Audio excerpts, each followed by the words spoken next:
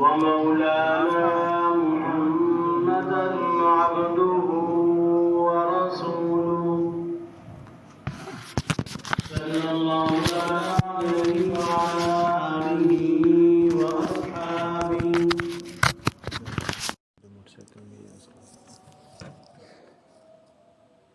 وبارك وسلم تسليما كثيرا كثيرا. أما بعد فأعوذ بالله من الشيطان الرجيم. بسم الله الرحمن الرحيم. يا أيها الذين آمنوا كتب عليكم الصيام كما كتب على الذين من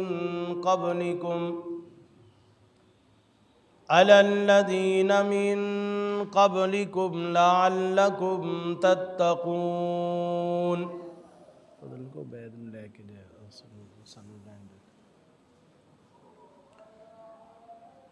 قال الله تبارك وتعالى في القرآن المجيد والفرقان الحميد.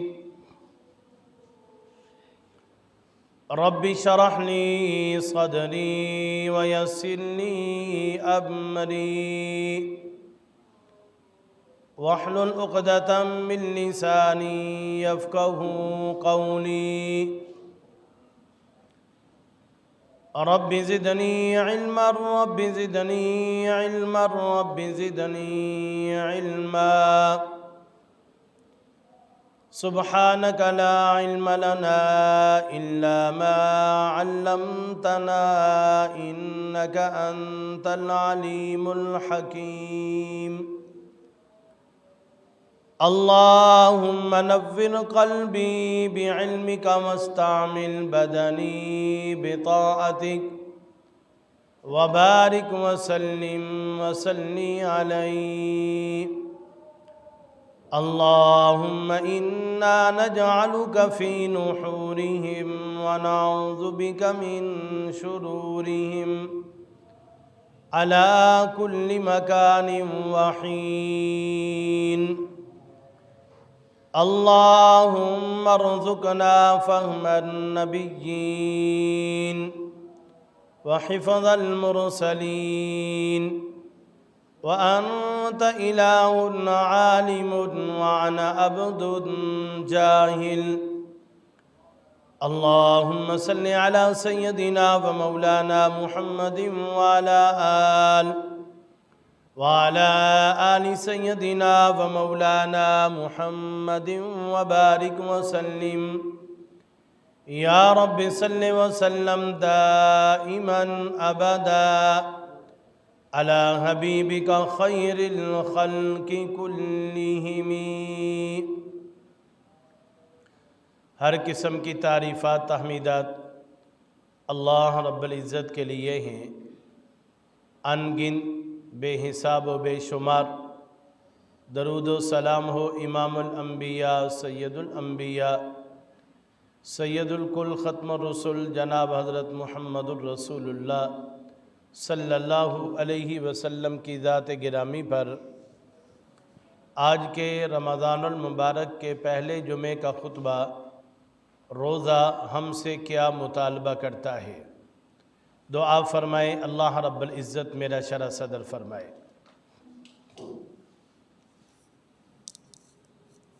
باہر انصر کو کھڑا کر دو. نہیں باہر سے موٹر سائیکلیں لگوا دے.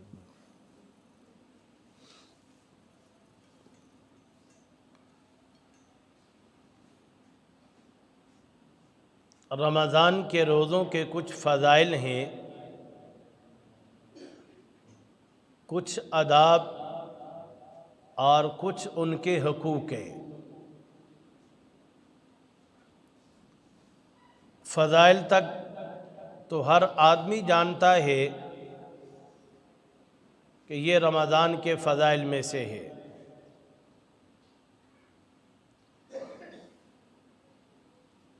کہ اللہ تمام امت مسلمہ جو قبرستان میں ہے رمضان سے عید تک ان سے عذاب اٹھا دیا جاتا ہے۔ رمضان اتنا مبارک مہینہ ہے، اس کے فوائد صرف زندوں تک نہیں مردوں تک بھی ہیں۔ رمضان کے مہینے میں قبرستان سے اللہ رب العزت عید تک عذاب اٹھا لیتے ہیں۔ اس لیے مردے تمنا کرتے ہیں کہ کاش سال کے 12 مہینے روزے ہوتے، ہماری قبریں اسی طرح ٹھنڈی ہوتی جس طرح رمضان المبارک میں ٹھنڈی ہوتی ہیں۔ رمضان المبارک کے فضائل میں سے لوگ یہ بھی جانتے ہیں کہ جو مسلمان اس مہینے میں فوت ہو جائے اور اس کے اوپر قبر کا عذاب ہلکا کر دیا جاتا ہے۔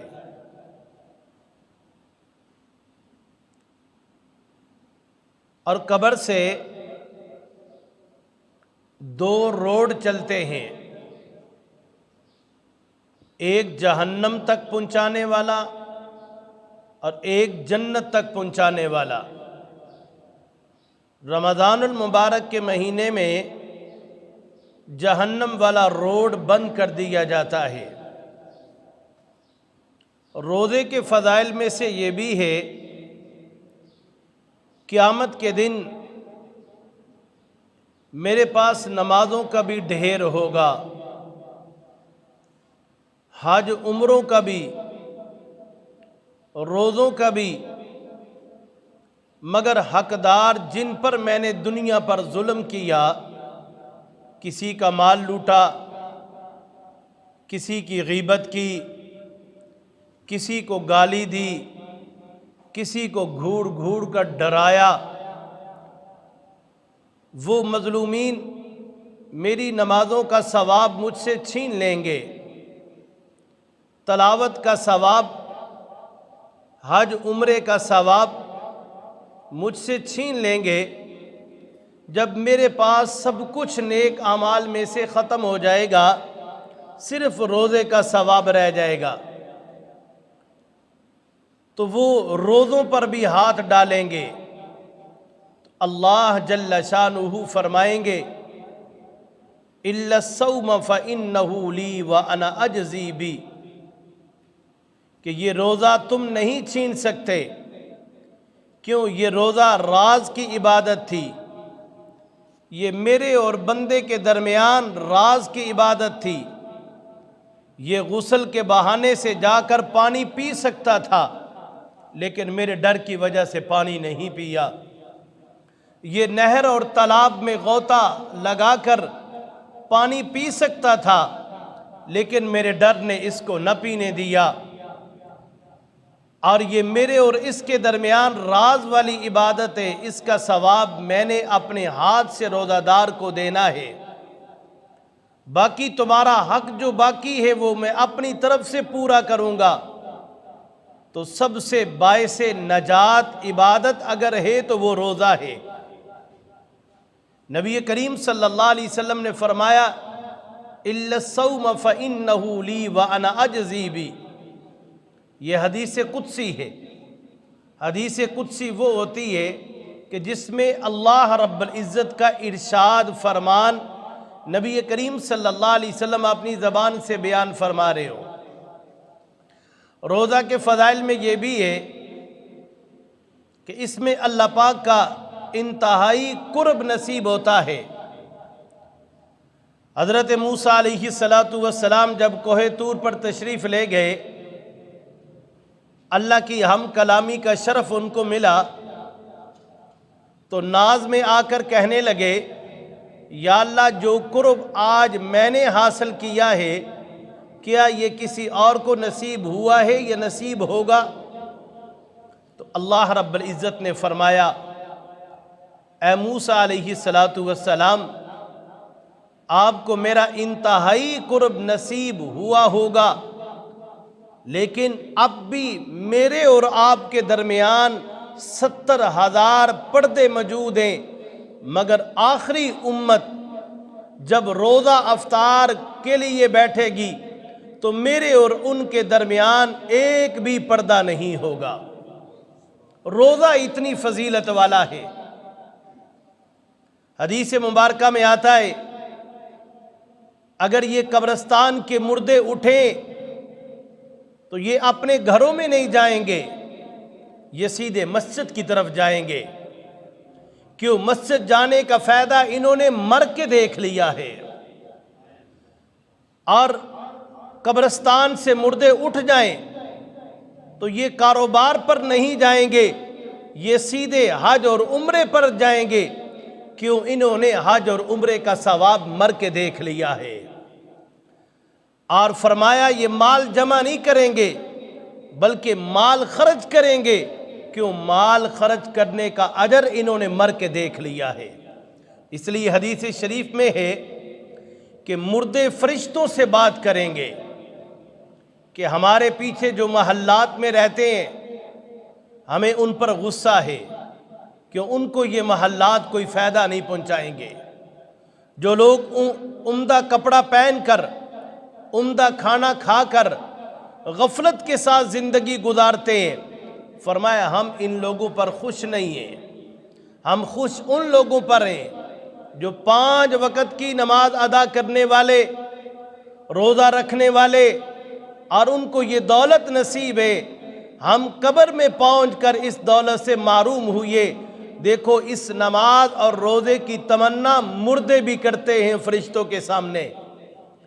تو مناسب یہ ہے کہ نماز، روزہ، زکوٰۃ کی پابندی کی جائے، حالانکہ ہم 40واں حصہ دینے کے لیے بھی تیار نہیں ہوتے۔ حدیث مبارکہ میں آتا ہے اللہ آپ کو زکوٰۃ کا 40واں روپیہ اس وقت دیتا ہے، پہلے آپ کی جیب میں 39 روپے ڈالتا ہے، پھر 40واں روپیہ زکوٰۃ ادا کرنے کا حکم دیتا ہے۔ زکوٰۃ ٹیکس کی طرح نہیں ہے کہ کمائے یا نہ کمائے حکومت کو ٹیکس ادا کرنا ہے، زکوٰۃ کا یہ حکم نہیں ہے۔ حضرات صحابہ کرام رضوان اللہ علیہم اجمعین مال میں زیادتی ہونے کی دعا نہیں کیا کرتے تھے، اور یہ دعا کرتے تھے کہ یا اللہ مجھے مال کے زیادہ ہونے کی دعا نہیں مانگا کرتے تھے، یوں دعا کیا کرتے تھے کہ یا اللہ ہماری زکوٰۃ کو بڑھا دے، ہم زیادہ سے زیادہ تیرے راستے میں غرباء، یتیموں، مساکین، فقراء، جہاد فی سبیل اللہ والوں کے اوپر اپنا زکوٰۃ کا مال خرچ کریں۔ جب زکوٰۃ بڑھے گی تو مال بڑھے گا تو زکوٰۃ بڑھے گی۔ تو کیسی دعا کیا کرتے تھے؟ کبھی انہوں نے یہ دعا نہ کی کہ یا اللہ ہمارے اس باغ کو ڈبل کر دے، بلکہ یہ دعا کیا کرتے تھے یا اللہ اس میں برکت پیدا فرما دے۔ صحابہ نے برکت مانگی اور آج میں اور آپ کثرت مانگ رہے ہیں۔ انہوں نے برکت مانگی تو اللہ نے ان کو برکت سے نواز دیا۔ آج ہمارا ایک مکان ہو تو ہم کہتے ہیں 2 ہو جائیں، ایک دکان ہو تو ہم کہتے ہیں 2 دکانیں ہو جائیں، ایک بیٹا ملازم ہو تو ہم کہتے ہیں دوسرا بھی ہو جائے۔ کبھی یہ دعا نہ کی کہ یا اللہ اس مکان میں برکت پیدا فرما دے، اس دکان میں برکت پیدا فرما دے، اس کاروبار میں برکت پیدا فرما دے، اس بچے کی کمائی میں برکت پیدا فرما دے۔ ہمارا دھیان کثرت کی طرف جاتا ہے، برکت کی طرف نہیں۔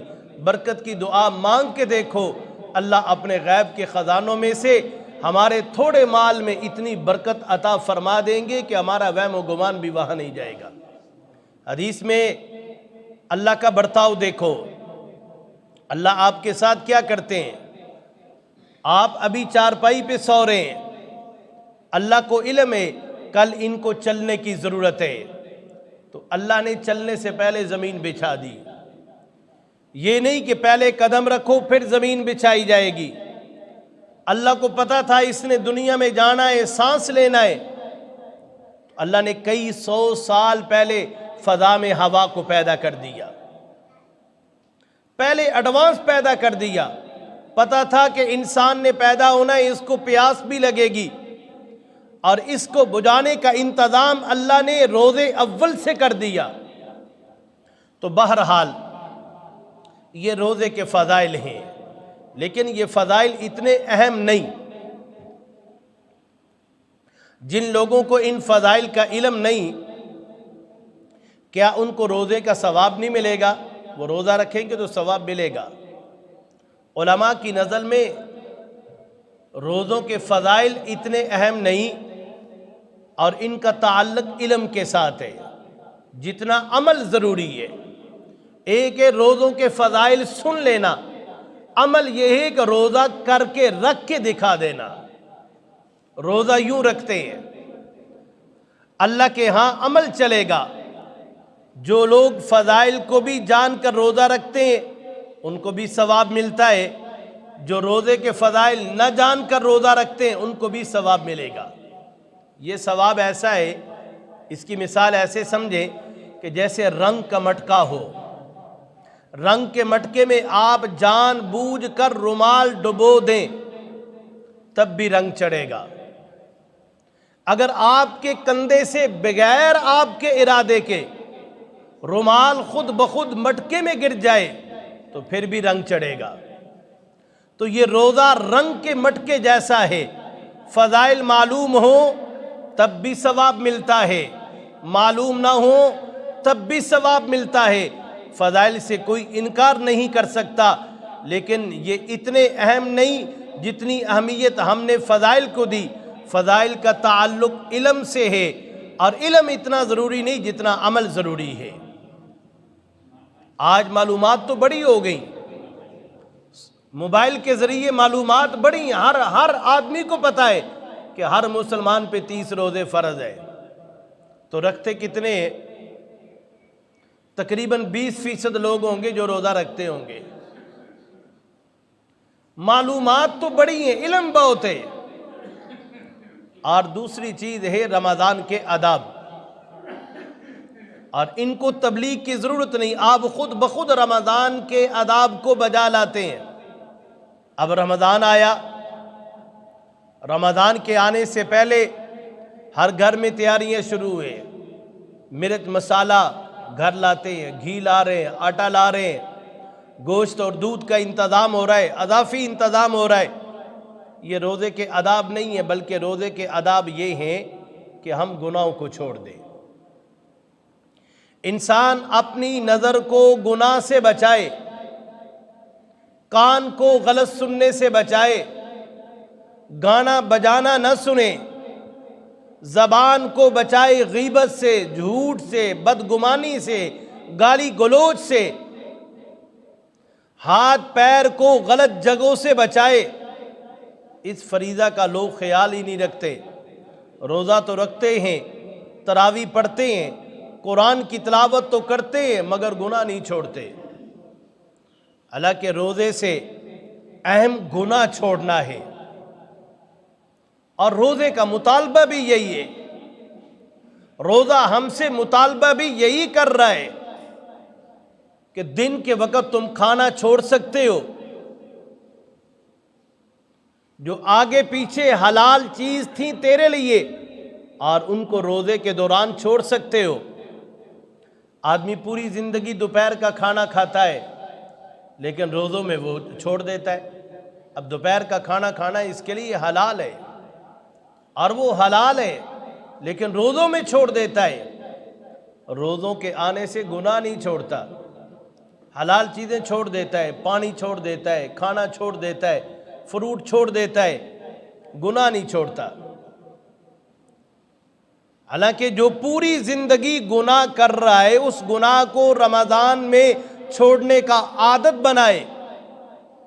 ذرا تھوڑی دیر آدمی سوچے کہ میں رمضان کے مہینے میں ایک وقت سے لے کر دوسرے وقت تک کھانے سے اپنے آپ کو روک لیتا ہوں، پینے سے روک لیتا ہوں، نفسانی خواہشات سے روک لیتا ہوں، میری فریج میں پانی پڑا ہوا ہے، میں لے بھی سکتا ہوں، لیکن اس کے باوجود نہیں لیتا۔ میرے گھر میں کھانے پکانے کی ساری ضروریات موجود ہیں، اور میں کھانا پکا بھی سکتا ہوں، پکوا بھی سکتا ہوں، کھا بھی سکتا ہوں، فروٹ میری فریج میں پڑا ہوا ہے کھا بھی سکتا ہوں، لیکن روزے کے دوران کھاتا نہیں ہوں۔ جب یہ نہیں کھا سکتا تو پھر اس سے باولا اس کو اپنے گناہوں کو بھی تو چھوڑ دینا چاہیے، نافرمانیوں کو بھی چھوڑ دینا چاہیے۔ رمضان میں اپنے دلوں کو ٹٹول کے دیکھو، جو میں اپنی نظر سے بد نظری کر رہا ہوں یہ روزے سے پہلے بھی کر رہا تھا، روزے کے دوران بھی کر رہا ہوں، روزے کے بعد بھی کروں گا۔ نہ روزے سے پہلے بچا، نہ روزے کے دوران اپنے آپ کو بچایا، نہ روزوں کے بعد اپنے آپ کو بچایا، پھر روزے کا مقصد تو حاصل نہ ہو سکا۔ روزے کا مقصد یہ ہے کہ جو اللہ نے قرآن مقدس میں فرمایا لعلکم تتقون، تاکہ تم متقی بن جاؤ، پرہیزگار بن جاؤ، اللہ سے ڈرنے والے بن جاؤ، گناہوں سے بچنے والے بن جاؤ۔ اگر پورا مہینہ روزہ رکھ کے میں گناہوں سے نہیں بچ پایا تو پھر سمجھ لیں کہ میں روزے کے مقصد کو نہیں پہنچ سکا۔ غیبت روزے سے پہلے بھی کیا کرتا تھا، وہ غیبت اب بھی کرتا ہے، روزوں کے بعد بھی کرے گا۔ اگر جھوٹ بولنا نہیں چھوڑتے روزے میں، کھانا بھی نہ چھوڑو۔ تمہارے اللہ رب العزت فرماتے ہیں کہ تمہارے کھانے سے میرے خزانوں میں کوئی کمی نہیں آتی۔ تو ہم رمضان کے مہینے میں روزے کا اہتمام تو کرتے ہیں لیکن گناہ چھوڑنے کا اہتمام نہیں کرتے۔ یاد رکھیں، جس طرح پانی اور آگ، یہ دونوں چیزیں ایک برتن میں جمع نہیں ہو سکتی، اسی طرح ایک زبان پر گالی اور ذکر اور تلاوت بھی جمع نہیں ہو سکتے۔ روزہ اور ظلم ایک ہاتھ میں جمع نہیں ہو سکتے، تو ہاتھ میں یا ظلم ہوگا یا روزہ ہوگا، زبان کا یا روزہ ہوگا یا بد کلامی ہوگی، آنکھ کا روزہ ہوگا یا بد نگاہی ہوگی، کان کا روزہ ہوگا یا گانا بجانا سننا ہوگا۔ میرے عزیز اور بزرگوں، جس طرح آگ اور پانی اکٹھے نہیں ہو سکتے، اسی طرح روزہ اور بد کلامی، روزہ اور بد نگاہی، روزہ اور گندہ سننا، یہ بھی اکٹھے نہیں ہو سکتے۔ روزہ ایک نور ہے، نور، گناہ ظلمت ہے۔ روزہ نام ہے نہ کھانے نہ پینے کا، خواہشات نہ پوری کرنے کا، نہ کھانا نہ پینا، خواہشات پورا نہ کرنا۔ یہ تو فرشتوں کی صفت ہے، فرشتے نورانی ہیں، تو روزوں کی وجہ سے ہم بھی نورانی بنتے ہیں۔ گناہ ظلمت، حدیث مبارکہ میں آتا ہے جب بندہ ایک گناہ کرتا ہے، اس کے ایک گناہ کی وجہ سے اس کے دل پہ سیاہ دھبا لگ جاتا ہے، سیاہ نشان پڑتا ہے۔ دوسرا گناہ کرتا ہے، وہ سیاہ دھبا بڑھ جاتا ہے۔